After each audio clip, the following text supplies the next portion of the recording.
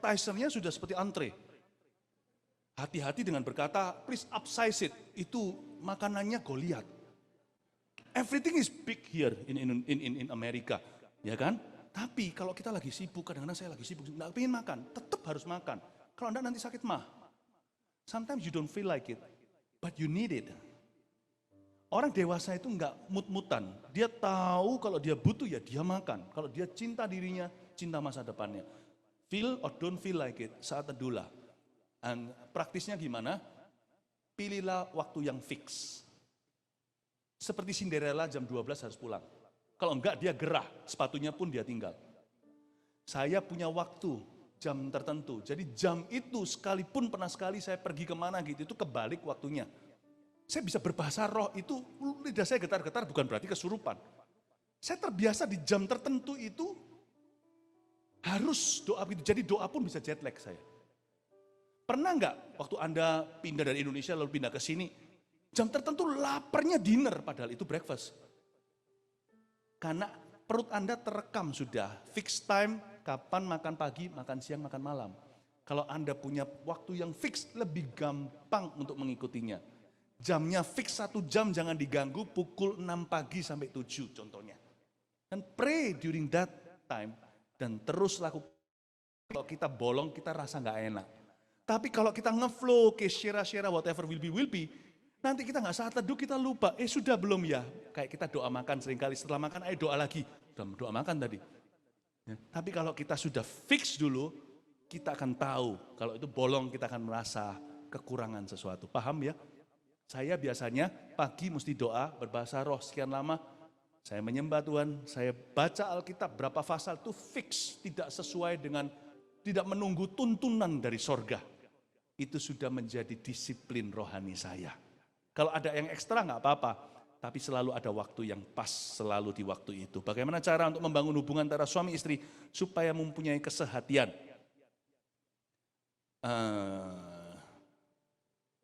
Nanti saya ceritain pelan-pelan suatu hari. Apakah pandangan Pastor Philip tentang komunitas orang Kristen Indonesia di Amerika? Mereka Indo banget. Sama saja, saya beritahu kenapa. Dari situlah keluar kata diaspora di Kisah Para Rasul. Waktu mereka semua tersebar karena penganiayaan, lalu di situ Injil diberitakan sampai Antioquia segalanya. Mau tahu kata diaspora itu artinya ditebar, ditabur kemana-mana, bukan terpencar.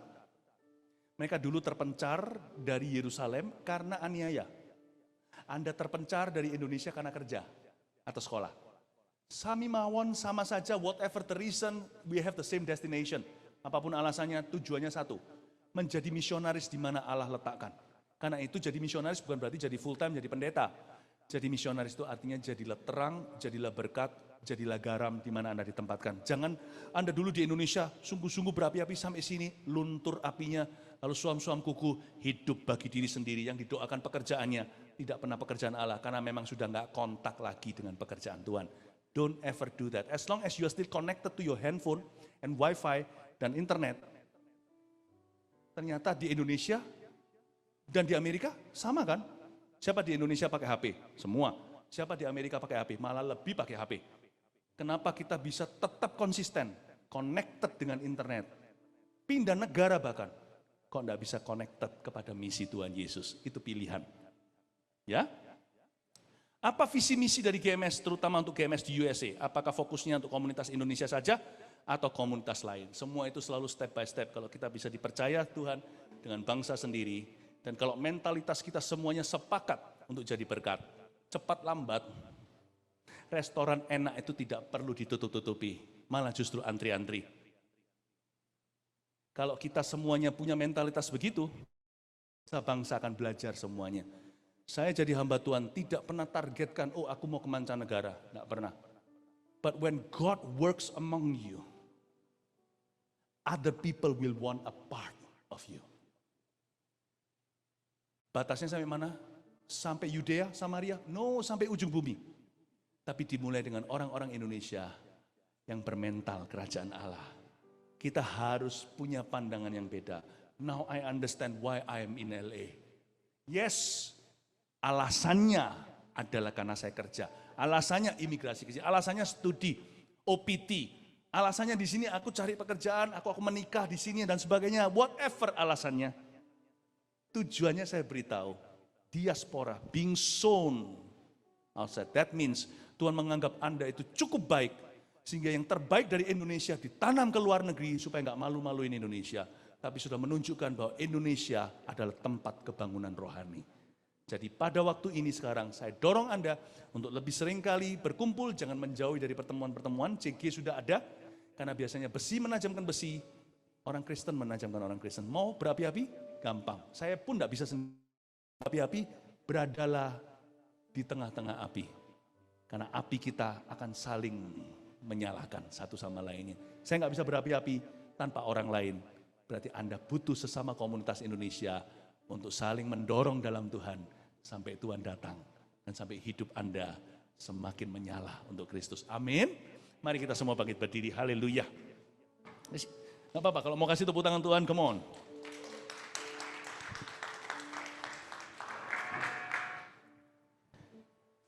Thank you Jesus. Praise the Lord ya. Haleluya. Orang Yahudi itu sama. Saya ceritain sedikit kalau orang-orang Yahudi di Efesus mereka ketemunya di luar sana. Cowok-cowoknya nggak mau ikut, ceweknya pun jadi. Makanya itu, di Filipi. Agak keluar kota di suburb atau bahkan di luar. Waktu itu, di situ Paulus ketemu Lydia.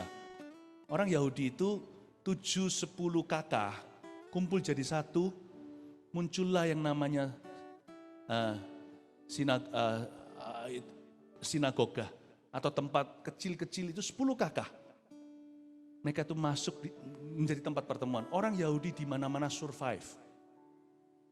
Karena mereka ada yang mempersatukan namanya tradisi. Indonesia enggak punya tradisi, tapi kekristenan ada. Apa yang mempersatukan kita? Mereka 10 kumpul di Shanghai juga. Itu orang-orang Yahudi tidak punah, bahkan waktu World War II. Dibukakan jalan orang Chinese di situ ada. Saya pernah ke sana diberitahu di sini di sana. Orang Indo mesti ngumpul juga. Heritage-mu itu bukan makanan, kita sama-sama suka soto ayam atau nasi. Heritage-mu is more than that. As long as Indonesia is still experiencing revival back home, you are still a bunch of revival people with the same DNA. You should get together because there is something more. Ada hal-hal tertentu yang kita bisa capai dalam hidup kita secara sendiri maupun korporat. Ketika kita bersama, yang ketika sendiri-sendiri tidak mungkin bisa tercapai sama sekali. I pray that when you get together, bukan untuk kumpul-kumpul orang Indo, yang kayak gitu 17 Agustusan udah jadi. Kumpul-kumpul untuk jiwa-jiwa. Untuk menangkan orang Indonesia dan menggarap lahan ini. Menjadikan mereka murid Yesus di negeri orang. Supaya orang Indo nanti bisnisnya menjadi gimana. Orang Indo nanti menjadi orang-orang yang berbicara ke mancanegara. Saya baru dari New York dan melihat CG kita di sana, saya bangga. Ada orang yang kerjanya ini, ada yang orang kerjanya itu. I'm sure that is also your case though. Dia merambat masuk ke dalam area-area yang notabene orang bangsa lain yang pegang kontrol biasanya di bisnis itu. Tapi mereka bisa merambah ke sana. You know when you set your heart to be a missionary, Tuhan akan menambahkan segala perkara kepadamu. Pekerjaanmu pun akan cross cultural nanti. Pengaruhnya akan lebih dari itu. I want you to celebrate your DNA, that revival DNA. And when you get together, it's celebrated over and over again until you cannot forget who you are in Christ or who you could be. Itulah visi misinya kenapa we get together diaspora ini.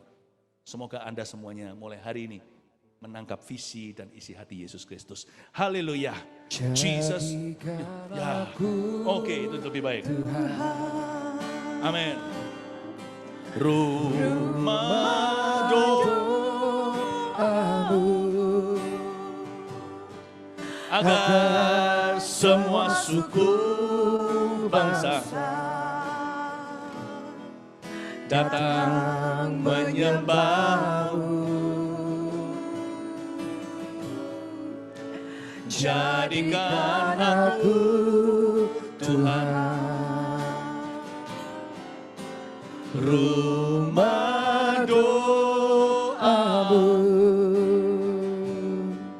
agar semua suku bangsa datang menyembahmu.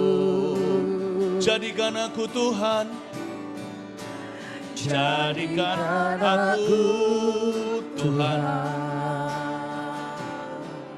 rumah doamu,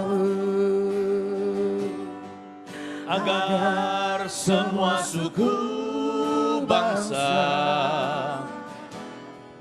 datang menyembahmu.